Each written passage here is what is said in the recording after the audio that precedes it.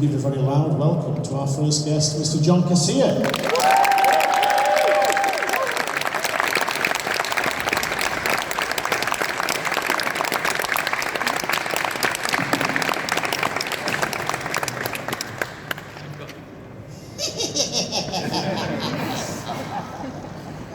Oh my goodness. Could we have picked a creepier place to show up? Yes, they make fine steel here, good enough to cut your throat.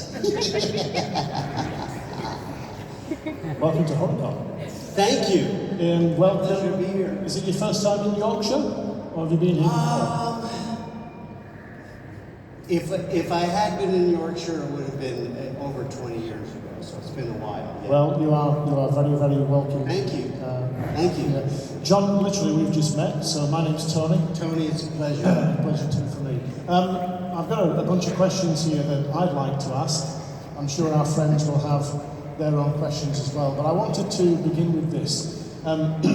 Actors often talk about finding a character through a voice or through special effects, or they might have a walk that they want to do. In the case of the Crypt Keeper, the character was the voice. And it was something that you created on the spot, I believe. So can you fill in the details as to how that happened? Sure. You know, a lot of people ask me even to go deeper, how I started doing voiceover. And I used to do the morning announcements with my best friend Fred, in high school. We the following morning announcement brought to you by a grant from the Mobile Corporation. We do like Mashed to Pieces theater and that kind of thing. But we'd imitate the teachers and the Beatles and that kind of thing. So I had some background in doing voiceover, but most of my work had come from the theater, and you know what that pays. Pretty much nothing. So when I started doing stand-up comedy, I didn't really have an act yet, so I would do different characters. I would do the Wizard of Oz in 2.5 minutes and that kind of stuff. It's a twister. Dorothy!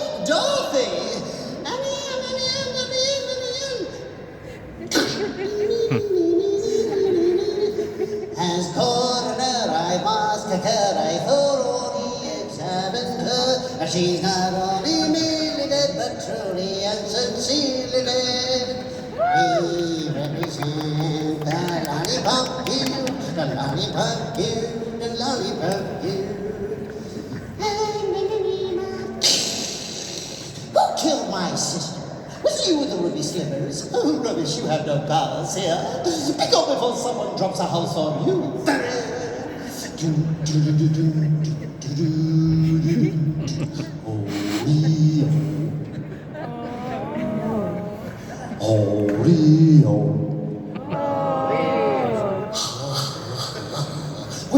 What's them? That's Kassir the Wicked Witch. Oh, Dorothy's in that awful place. Oh, I hate to think of her in there. Fellas, we've got to get her out. I got a plan I get in there, and you're gonna lead us. All right, I'll go in there for Dorothy. Wicked Witch and no Wicked Witch. Gods and no gods is just one thing I want you fellas to do. What's that? Talk me out of it. Anyway.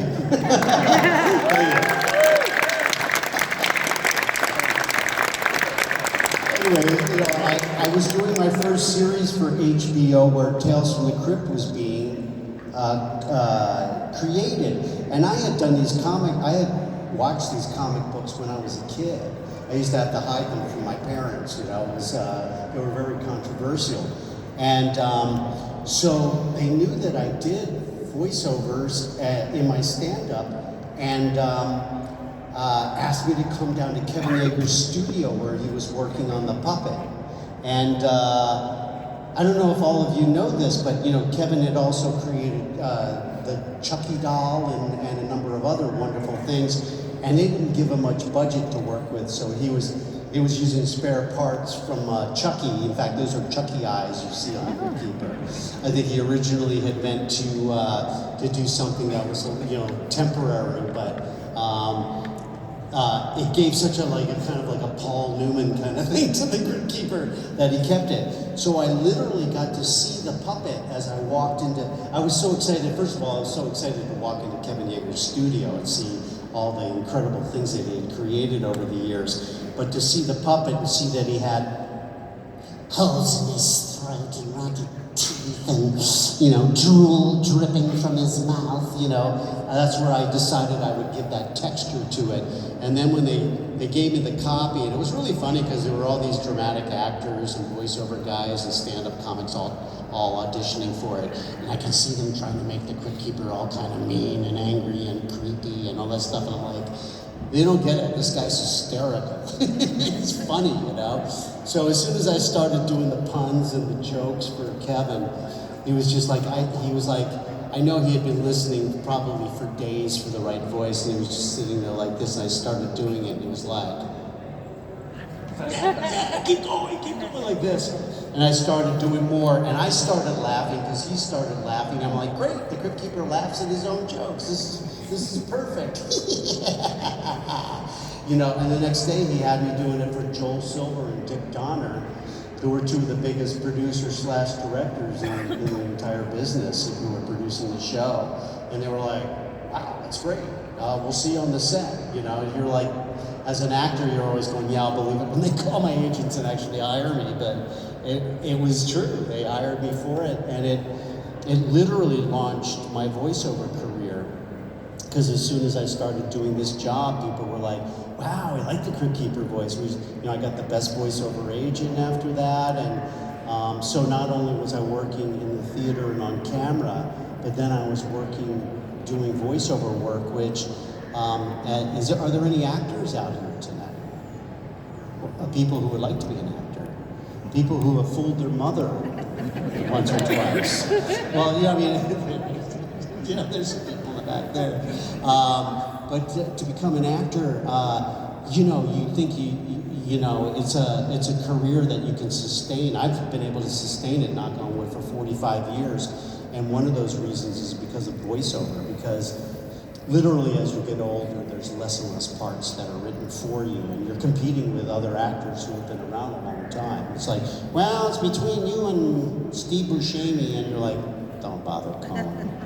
You're gonna hire Steve Buscemi, But as a voice actor, you get to play so many different things that you would never get to play on camera. And so it's kept me working, now into my career. And so, I continued to work all these years, and I think, and a lot of that has to do with the fact that in 1988, I walked into Kevin Yeager's studio and I landed this part, So going back to that day, when you walked in, were you in any way aware of what the job might be? Had he told you anything, or you were just reacting to what you saw at the moment? Well, I knew that, first of all, HBO was not in everybody's household. Not everybody even had it. I was already on their first series, First and 10, which was about a football team. I played the kicker. He was from Bulgaria. He could kick 60-yard field goals, so, it was a very funny character. But I also knew how little it was seen by the general public because it was only seen by people who had HBO.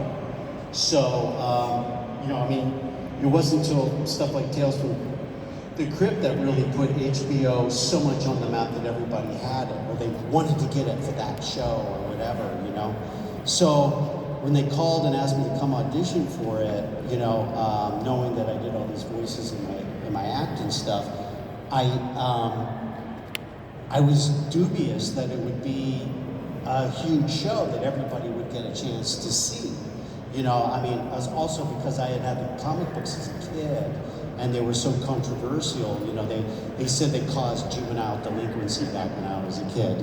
The reason they put age codes on comic books today were because of these comics. They had all these mothers going to Congress going, we gotta ban these comic books, and I'm like going, Mom, I'm learning to read, even though it was only a couple of lines in a bubble, I was learning to read, I wasn't a very good student as a kid. But, so I really didn't think it was gonna be that big of a deal. I was just almost more excited to go down to Kevin Yeager's studio and see his crafty work, And so then to find out later that it was being produced by the biggest guys in Hollywood and stars in every episode and everything like that, it was just, that was all just frosting on the cake for me. Well, let me just ask you this. I made a bit of a list. Sure. So the series ran from 89 to 96, 93 episodes across 7 seasons. That's correct. Congratulations. The exec producers that you mentioned, Richard Donner, who did the Lethal Weapon movies, David Geiler, David Geiler, who's the producer of Alien. Joel Silver, Lethal Weapon. We all loved and hated him. Joel Silver produced everything from all the Die Hard movies, the Matrix movies, the Lethal Weapon movies. I mean, he was huge, but also had a reputation for being, a complete asshole and money grabber. And people are often asking me, how come we can't see more Tales from the Crypt episodes? And, we can't get the rights back because nobody wants to get Joel Silver the rights back. But he was very, very good to me over the years, kind of. The other 2 exec producers, Robert Zemeckis from Back to the Future, and Walter Hill, The Warriors, and all of them directed episodes apart from Geiler, but then the directors include, and you'll all know the names, William Friedkin, Toby Hooper, John Frankenheimer, Tom Hanks, Michael J. Fox, and Arnold Schwarzenegger. That's right. So I wanted to ask, did you record all your stuff separately, or were you working with all of these different directors? It really depended on the episode. I had carte blanche to go see anything I wanted to shoot. In fact, I remember my parents coming into town and they had never seen anything shot before. And I happened to go down on the set when they were shooting an episode called Death of Some Salesman. And Tim Curry, who was nominated for an Emmy for his roles. He played the mother, the father, and the daughter Winona, this beast of a woman, brilliantly. And Ed Begley Jr. comes as a salesman trying to, scam them, and of course he's the one that winds up scamming in the end. But my parents were shocked by Tim Curry dressed as this woman. So I really could go down to the set anytime I wanted. There were certain directors that wanted to come in and tell me what the tone of what they were directing were. Because normally I would go in with Kevin Yeager and Gil Adler and Alan Katz, who wrote the dialogue, who are also the showrunners, wrote the dialogue for The Crypt Keeper, and we would play around in the studio, and I would pre-record so the puppeteers could perform to my voiceover performance. Kind of the way, has anybody ever seen the way that they shoot a rock video? They take the song that's already recorded, and the artist normally will lip sync to the video, because otherwise you'd never get good vocal performance shooting it at the same time. Well, this is how we did this, because it took 3 people just to make the face work on this, and then other 2 guys to make the arms work, and if feet were in there, this little woman got in underneath there and made the feet work and that kind of thing. So if I pre-recorded it, they could rehearse with it. Well, these puppeteers got so good that we could actually do live interviews where I'd be off camera, and they would be, and the puppeteers would be watching me, and I'd answer a little slower. They might be about that far behind me, but you couldn't tell on camera. And we would actually ask questions, and of the Crypt Keeper, and he would actually answer. But that's how good these guys were. So I would have to pre-record. Sometimes the directors would come in and just tell me with the tone of what they were doing. Other times they would say, "Hey, why don't you come down and see what we're shooting?" Certainly. Meeting some of the celebrities that I hadn't worked with over the years. People like Tom Hanks, I knew through friends or that kind of thing. I would have wanted to go down and see work. Somebody like Frankenheimer or something like that, I would just want to go see work because of their amazing, the history of their amazing work. And then, if the Crypt Keeper was on set with an actor, they would want me to be there so they had somebody to play off camera. So they wouldn't just be playing to a recording all the time. So there's always these photos of Arnold Schwarzenegger with his, "Come on, Crypt Keeper, I'll pump you up," with his arm around the Crypt Keeper. Well, what you don't see is they've always cut me out of that photo.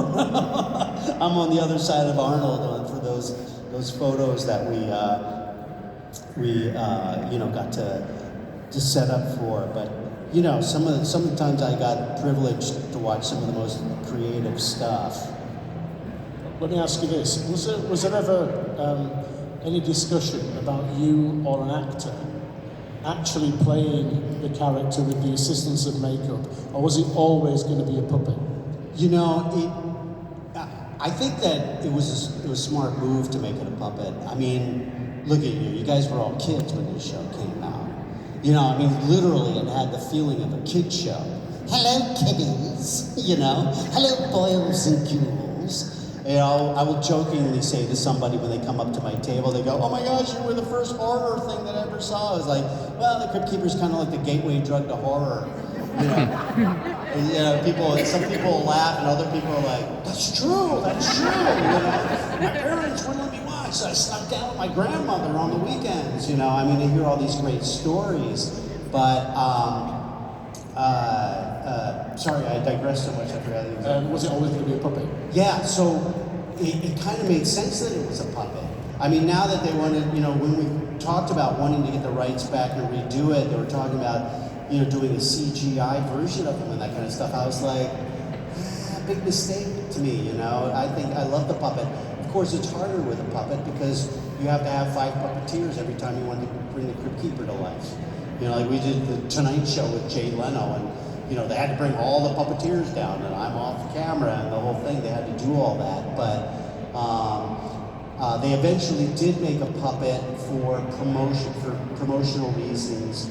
That when I spoke, the mouth and everything moved, so they narrowed it down to like 1 or 2 puppeteers could work it, but it just didn't have the same life to it.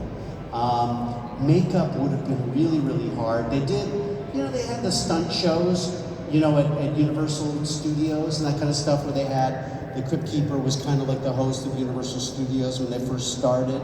And you'd hear his voice all through the park, and the stunt show with the bloody stunt show that they did where people would gather and watch, and had a puppet version, like a one-handed puppet version of the Crypt Keeper pop up, and from afar you just see a funny flapping thing. And then at one point we had a guy named Jack, and Jack Wall, God rest his soul, he's gone with us now, but I used to call him the Crypt Keeper's pimp, because that was his job to find Crypt Keeper work outside of the show. We did everything from Bud Light commercials to, introducing hockey to, whatever. Even to they had one Halloween, Monday Night Football was on Halloween. They had the Crypt Keeper introducing Monday Night Football. Are you ready for some football, kiddies? Kind of thing. So Jack was always finding fun things for him. And he wanted to do a live show for Broadway, where it was 3 stories, and the Crypt Keeper was the host. It would have been kind of cool. And the idea was, since I had done Broadway in musicals, that's kind of how I started. Worked my way up. That's when I started actually making a living as an actor. He always thought that that's how he would do it, that they would find a way to design a makeup or some kind of mask that I could wear and perform live. We'll go to the audience in a minute, so Darla, if you want to get prepped with a microphone, if anyone has a question, we'll come to you. But before we do that, it's interesting what you said about puppets and live action and CGI. There seems to be a move back now with some filmmakers towards physical effects and towards the kind of stuff that Savini was doing all those years ago and all the rest. Having said that, the Creep in Creepshow was a puppet, early animatronic puppet. And Carlo Rambaldi did the remake of King Kong with a puppet in 1976, etc. But there is a movement back towards physical effects, and I'm of the opinion that a bit like you, that it's better than doing it in a computer. I think it holds up. The computer You know, like I don't know how many people saw Jack the Giant Slayer, which was a great movie that I did here. I got to live here for 4 months and shoot that, and I played a two-headed giant with one of my favorite actors, and I'm sure one of your favorite from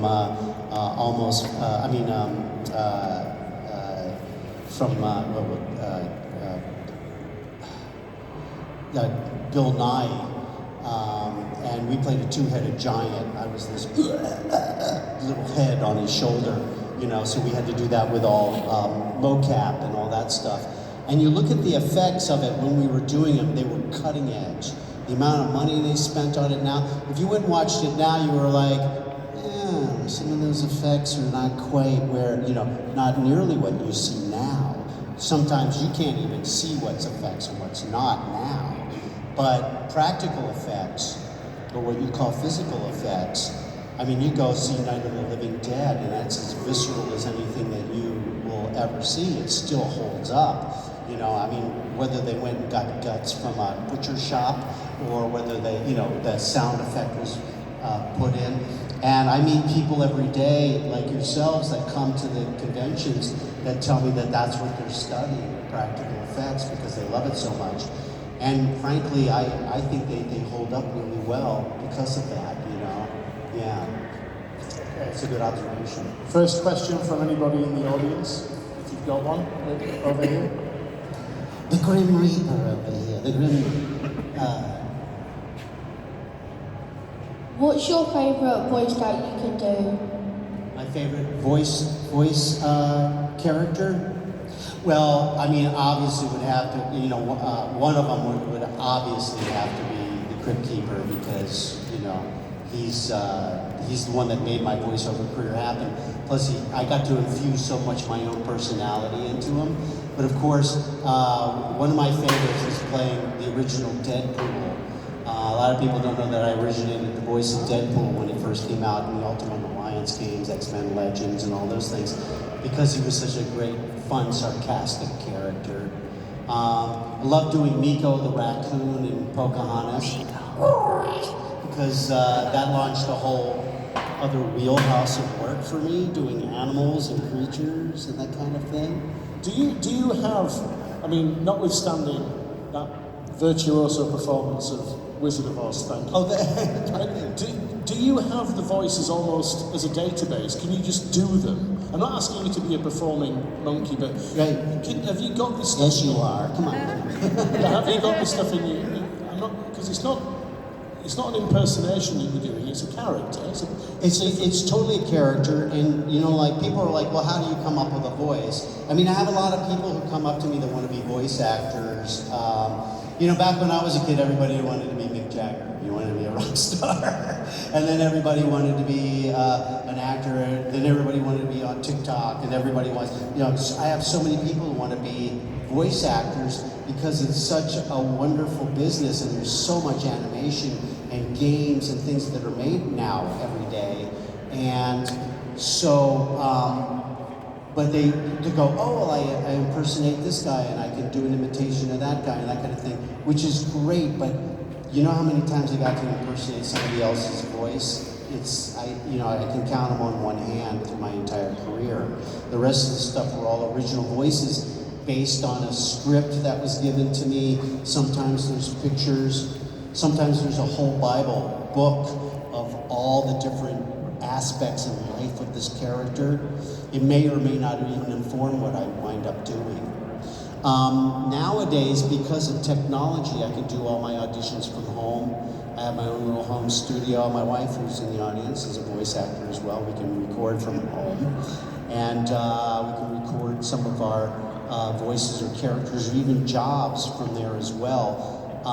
But I miss going in and having the one-on-one with the director behind the glass who's going, oh, I like what you're doing, but we're going to go a little more, we're going to go a little more live action with that, meaning they want it to sound a little more like a real person, or a little less cartoony, or you can't go too big on this one. Go ahead, make it as crazy and goofy as you want to make it, So you don't get that kind of direction as much when you're doing it in a void by yourself. You're sending in your best one or two versions of what you're auditioning and doing it.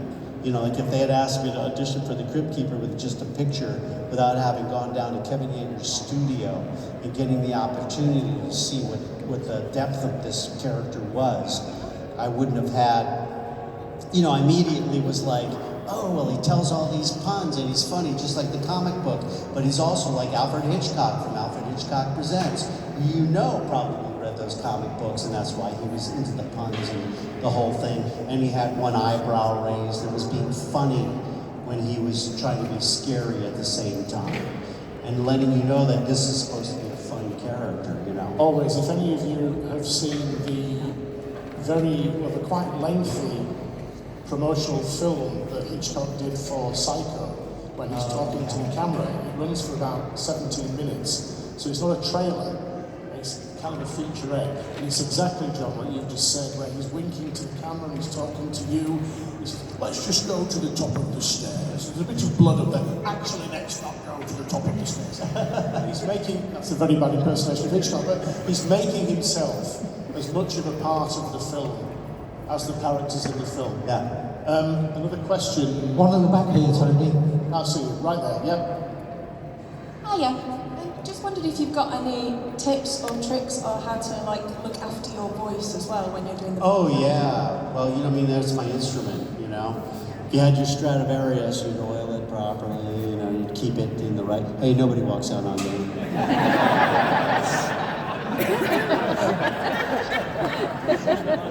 Dad, come on, man.